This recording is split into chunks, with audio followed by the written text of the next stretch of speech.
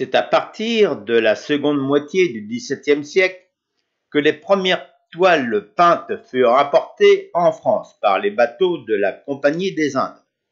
Ces toiles peintes exécutées à la main étaient très chères, n'étaient achetées par des gens fortunés.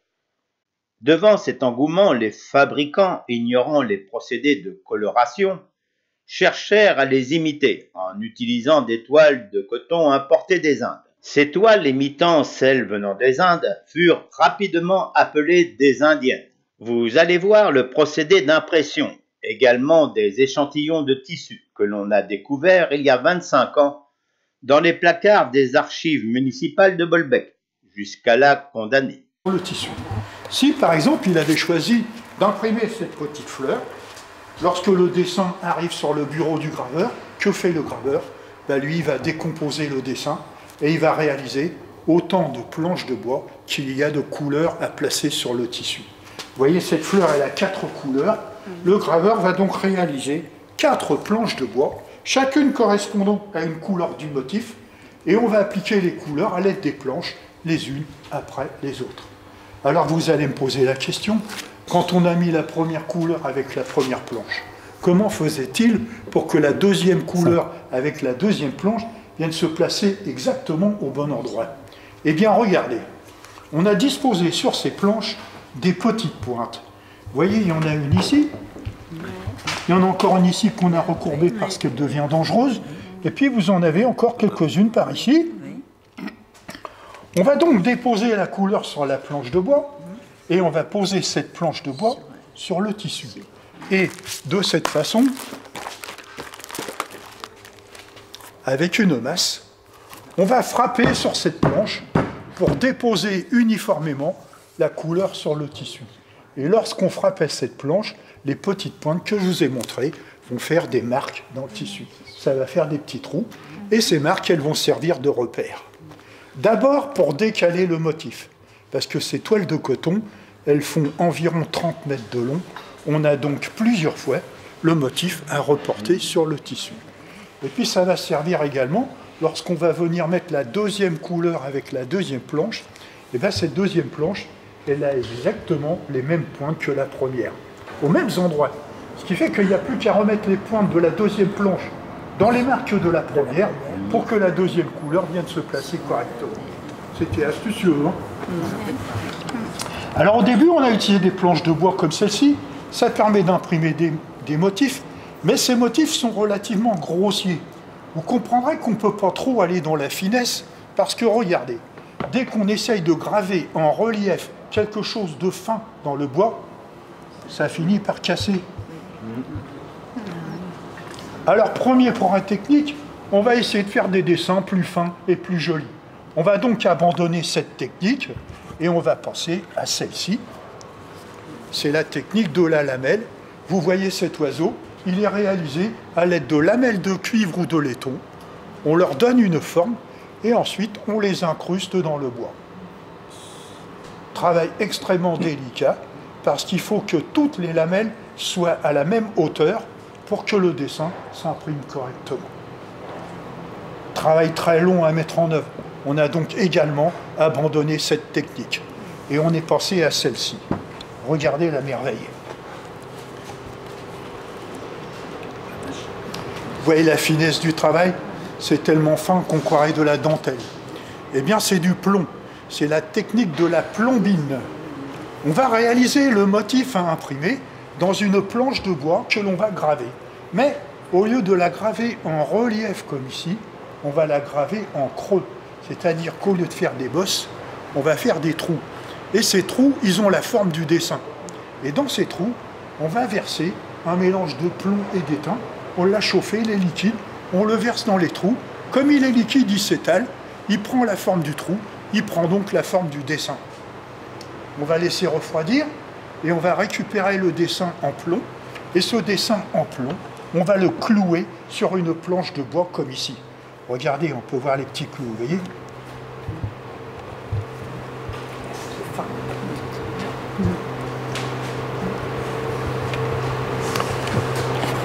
Alors vous voyez qu'à chaque fois, on a aménagé des poignées pour manipuler la planche. Ça veut donc dire que nous sommes dans une production manuelle. Et comme nous sommes dans une production manuelle, cela veut dire que nous produisons très lentement, donc on ne produit pas beaucoup. Progrès technique suivant, maintenant on va essayer d'aller plus vite pour pouvoir produire davantage. 1803, les premières machines arrivent à Bolbec. Ce sont des machines à cylindre. On a un cylindre de bois sur lequel on a réalisé le motif à imprimer. C'est la même technique qui est ici, c'est la technique de la lamelle. Ce cylindre, on va le monter sur la machine. Cette machine, elle est mue grâce à la force motrice d'un moulin à eau, ou bien quand on n'est pas au bord de la rivière, grâce à ceci.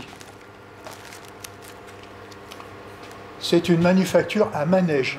C'est un manège, ce sont des chevaux qui passent la journée à tourner pour fournir la force motrice dans la manufacture. Ce cylindre, monté sur la machine, se met à tourner. La toile de coton va défiler comme ceci, et on va imprimer en continu le dessin sur la toile de coton. Avec une machine comme ça, on fait le travail de 24 indienneurs à la main. Ça va beaucoup plus vite, avec tout le chômage que ça a créé aussi à l'époque. C'est toujours la même histoire, elle n'a pas changé. Mais, avec ce système, on a encore un problème. C'est que lorsqu'on veut faire un motif à plusieurs couleurs, eh bien on est obligé, comme pour les planches, de changer le rouleau sur la machine.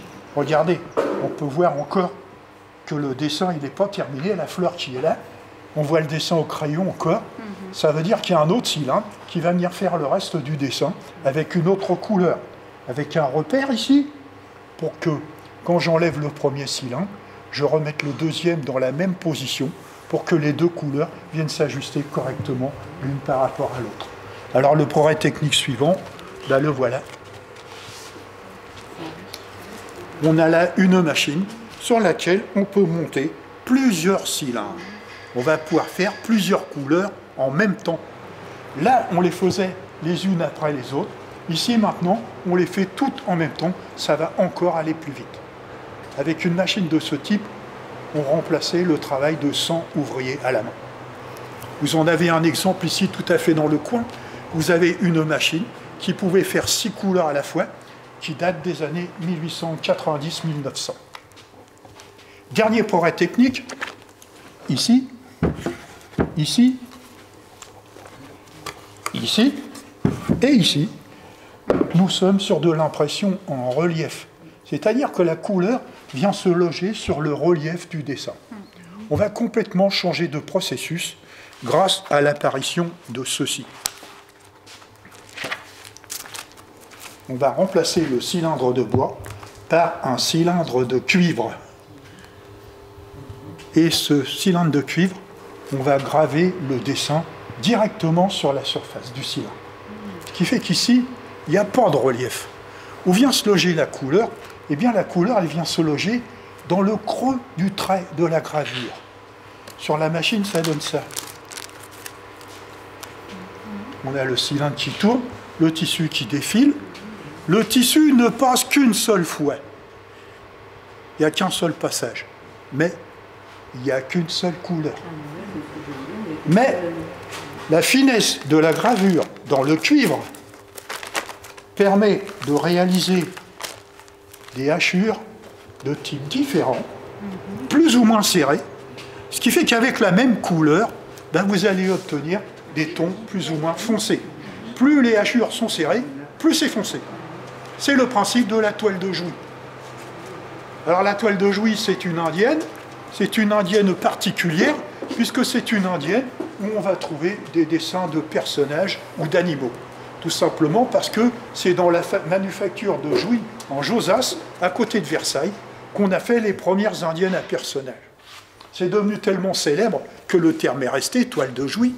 Mais des toiles de Jouy, il faut savoir qu'on en a fait partout en France.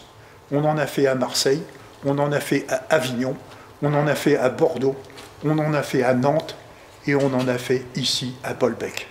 Et celle que vous avez là, eh bien, elle a été faite ici, chez nous, à Bolbec. On le sait parce que tous les graveurs de cylindres de cuivre normands, ils sont les seuls en France à avoir signé leurs œuvres. Ils ont gravé leur nom sur le cylindre. Ce qui fait que ce nom, comme le dessin, eh bien, il s'imprime sur le tissu. Alors, il suffit de chercher, et la signature, eh bien, elle est là. Dans un tout petit cartouche, le graveur, il a inscrit ses initiales P, W. P, Philippe, W, Wingert. Philippe Wingert, c'est pas très normand comme nous. C'est pas très français non plus. C'est normal. C'est un graveur d'origine flamande. Il est né à Anvers en 1796. Mais quand on fait un tour dans les archives de la ville de Bolbec, eh ben, on trouve ça. C'est un acte de mariage. Cet acte de mariage, il date du 20 octobre 1842. Et il y a la signature de Philippe Wingert ici, n'est-ce pas, madame? Oui, tout à fait. Il a signé parce qu'il est témoin de ce mariage, et celui qui se marie, eh ben, c'est son frère Joseph. Joseph Wingert se marie ici à Bolbec avec une Bolbecaise qui s'appelle Henriette Orléans. Et puis quand on continue, et qu'on cherche encore un petit peu, on trouve le plan de la rivière. Le plan de la rivière, il date de 1855. Je vais arriver à le trouver. Voilà. Alors ce plan, il fait 10 mètres de long. Hein.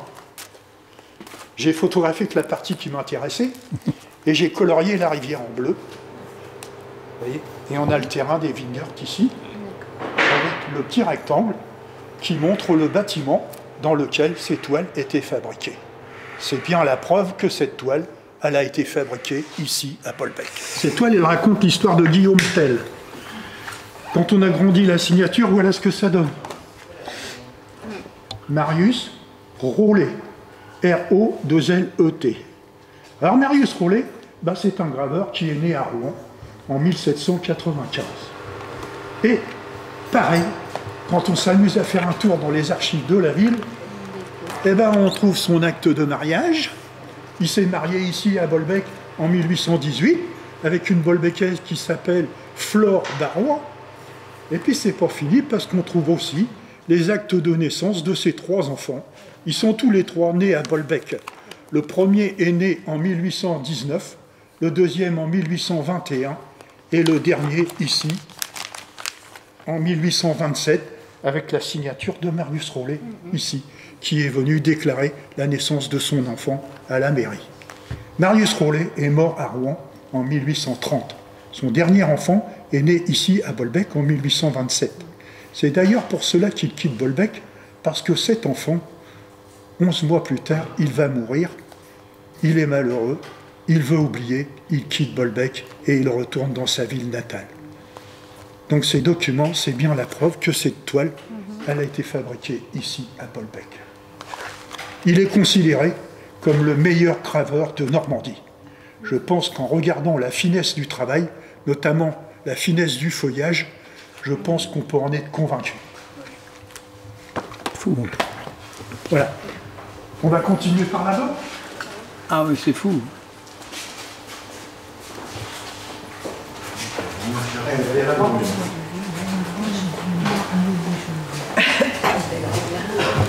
300 planches d'impression et une centaine de rouleaux. Et on a été autorisé à en chercher quelques-uns pour les présenter ici dans l'espace qu'on a pris. Et en cherchant dans les cartons, on s'est aperçu que l'on avait 12 planches qu'on vous présente dans cette vitrine. Et bien figurez-vous qu'avec ces 12 planches, on fait un motif coupé. Le motif que vous avez là, qu'on a reproduit et qu'on a réduit par photographie, parce que vu la taille des planches, ça donnait quelque chose qui ne rentrait pas dans la vitrine. Alors cette scène, elle représente la fête de la Fédération, 14 juillet 1790. On n'en a pas la certitude, mais on peut penser que ces planches, elles datent de cette époque. Vous allez remarquer comme moi que ces planches, elles marchent par deux. Celle-ci avec celle-ci, celle-ci avec celle-ci, et ainsi de suite. Regardez bien, on voit le dessin d'une charrette ici, on le retrouve sur la planche d'à côté. Ça veut donc dire que ces deux dessins se superposent. D'accord ? Donc avec la première planche, je vais mettre une première couleur, un rouge foncé, Et puis avec la deuxième, je vais mettre une autre couleur en mettant des petites pointes, comme je vous expliquais tout à l'heure. Je vais mettre un rouge plus clair.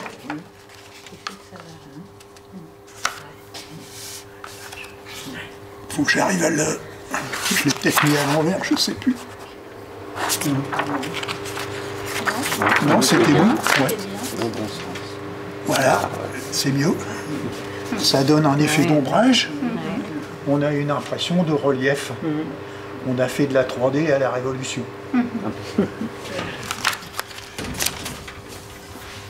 Et où sont conservées les autres planches? Pardon? Elles sont conservées où? Elles sont à la mairie, Ah, au d'accord. grenier. Ah, bon. Oh, En d'accord. attendant mieux.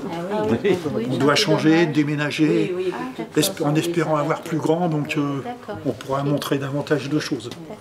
Voilà.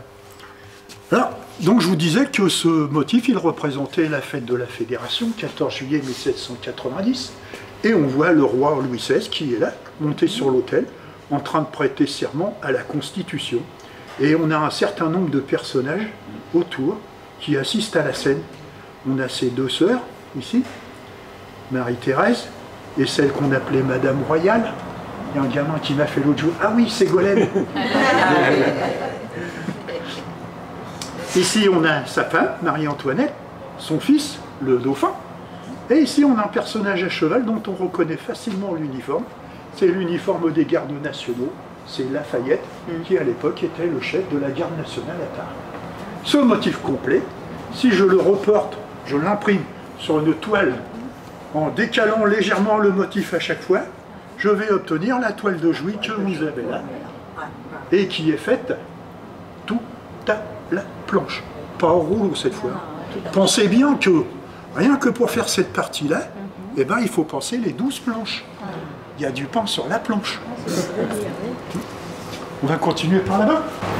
À la campagne.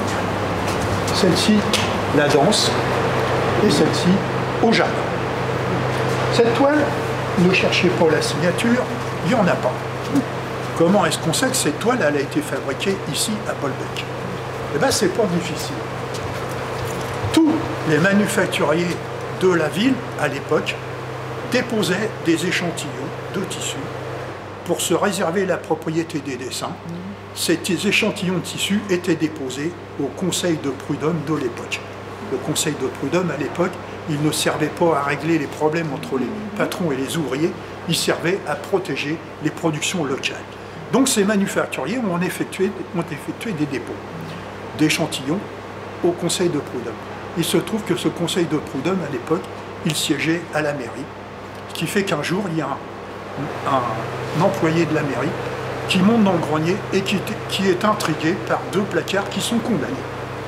On a fait ouvrir les placards et à l'intérieur de ces placards, on a trouvé des enveloppes cachetées comme celle-ci, des paquets ficelés cachetés comme celui-là, et accompagnant ces paquets et ces enveloppes, on avait des registres.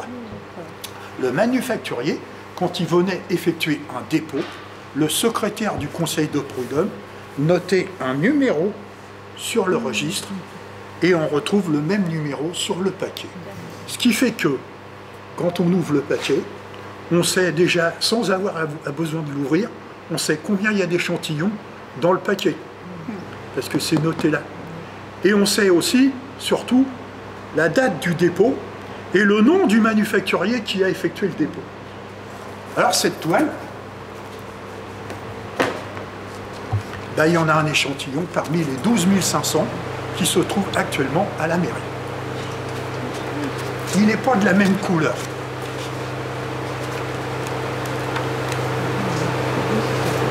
Il est bleu sur blanc. Mais je me suis amusé à superposer les deux pour bien vous montrer que le dessin il se raccorde. Alors cet échantillon, il a été déposé le 10 mai 1890 par un manufacturier qui s'appelle Le Maître Lavotte. Est-ce qu'il y a des gens de Bolbec là? Oui, enfin des alentours, mais on est... Non? Bon, alors j'arrête là. Saint-Romain. Le maître. En fait, le Maître Lavette, Le maître. c'est l'usine Henri qui se trouve juste au-dessus. Le maître. Ah ouais, d'accord. Vous avez... Bah, il y en a des maîtres. on peut encore voir dans l'usine les anciens bâtiments. Alors celle-ci, Il n'y a pas de signature non plus.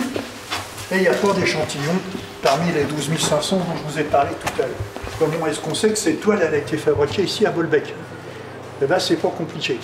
Lorsque vous lisez tous les ouvrages écrits par les historiens d'art sur les indienneries en France, ils sont tous unanimes pour vous dire que cette toile, elle a été fabriquée ici à Bolbec.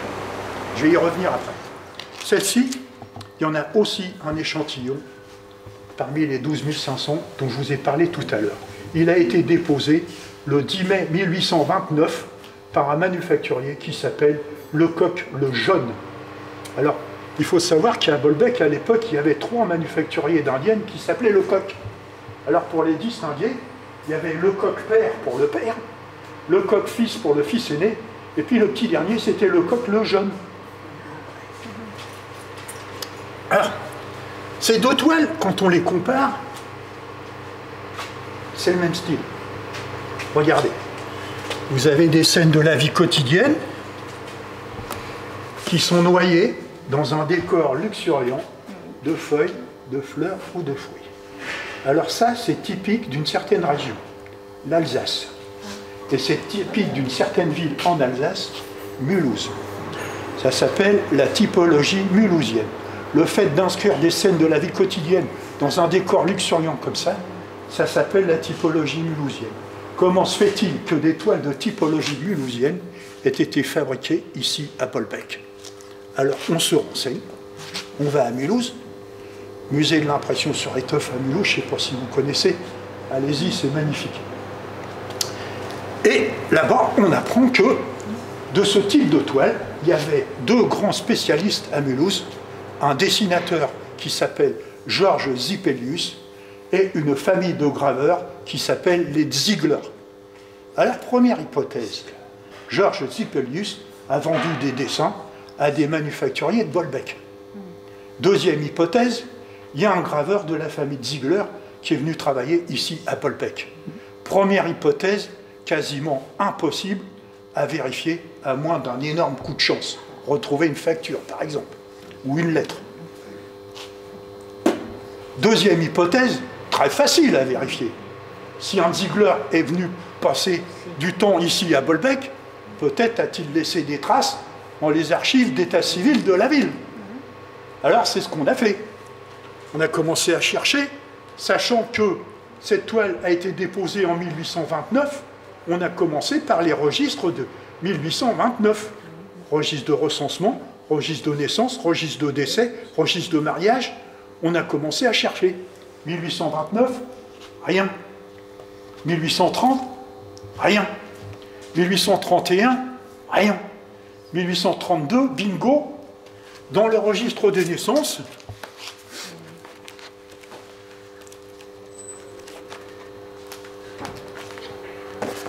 voilà, le 10 février 1832 est enregistrée la naissance de Ziegler Frédéric, fils de Victor Ziegler, graveur. Ça y est, on a la réponse. On sait pourquoi ces toiles ont été fabriquées ici à Bolbec. Voilà, on va finir par le fleuron de l'atelier musée. Enfin, la partie indienne, parce que lui, il va me dire que c'est pas vrai.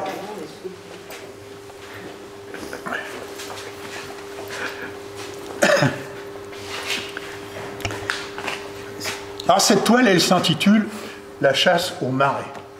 Il y a 3 scènes. La première scène est ici. C'est le départ pour la chasse. Vous voyez, il y a des chasseurs à pied, d'autres à l'intérieur de la carriole. On voit les chiens et tout le monde part pour la chasse. La deuxième scène est ici. C'est la chasse en elle-même. Vous voyez, on est dans l'eau. On est dans le marais. On a quelques chasseurs ici qui sont à l'affût, cachés derrière des roseaux. Et on a un chasseur ici qui épaule son fusil, tout simplement parce que son chien s'est mis à l'arrêt. La troisième scène est ici, et on voit le chien qui rapporte le gibier à son maître. Ce chasseur se trouve debout au pied d'un poteau indicateur. Et moi, ce poteau indicateur, eh bien, il me parle très très fort. Parce que dessus, je lis Lillebonne, Ménil, Valas. Ça parle? Non? Je vais montrer la carte.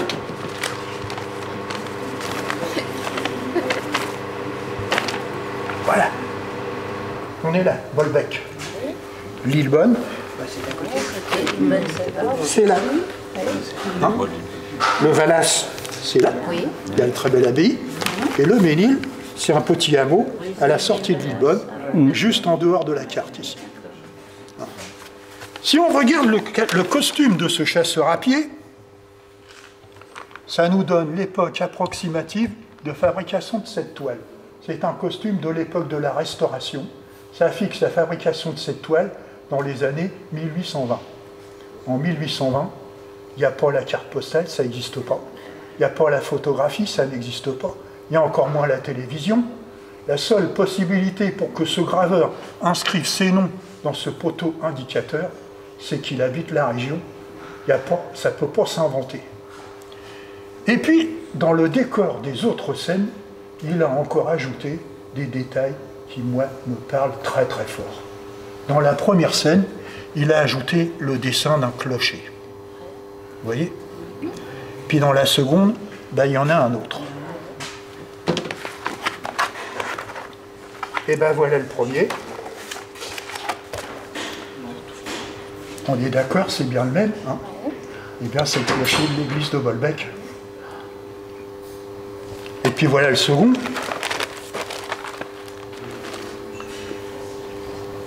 C'est le clocher de l'église de Lillebonne. Vous m'accorderez encore que pour copier aussi fidèlement le dessin de ces deux clochers, la seule possibilité à l'époque, c'est que ce graveur y passe tous les jours devant.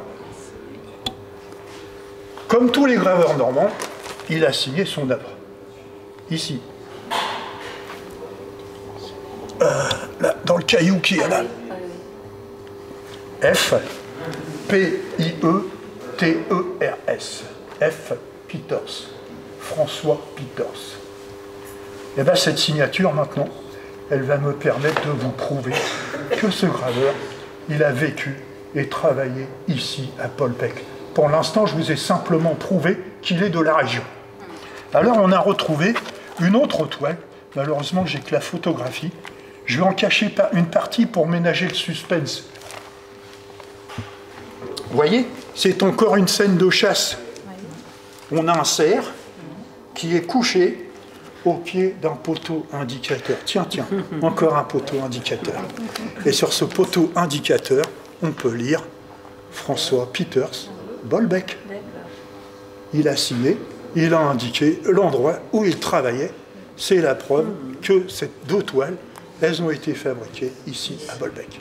Alors on a recherché un petit peu plus et on a trouvé dans les archives d'état civil du petit village de Ménil, on a retrouvé un acte de mariage, l'acte de mariage de Jacques Schudler. Jacques Schudler, à l'époque de 1822, il date de 1822, et ce Jacques Schudler, il était coloriste, c'est-à-dire qu'il préparait les couleurs pour les impressions sur tissu. Et c'était son ami, François Peters, puisque François Peters, il a signé au bas de l'acte de mariage, il est témoin. Et ils travaillaient sans doute tous les deux dans la seule manufacture d'indienne qui était au Ménil, sous Lillebonne, à l'époque, la filature Delahaye-Villot. C'était deux hommes, Delahaye-Villot, qui s'étaient associés. Et en 1832, les deux hommes se séparent. Les deux manufacturiers se séparent. Et Delahaye vient s'installer ici, à Bolbec. On pense que François Peters est venu avec Delahaye ici, à Bolbec. Voilà. Merci de votre attention. Merci. Je vous souhaite une bonne fin de journée. Merci beaucoup. Merci beaucoup.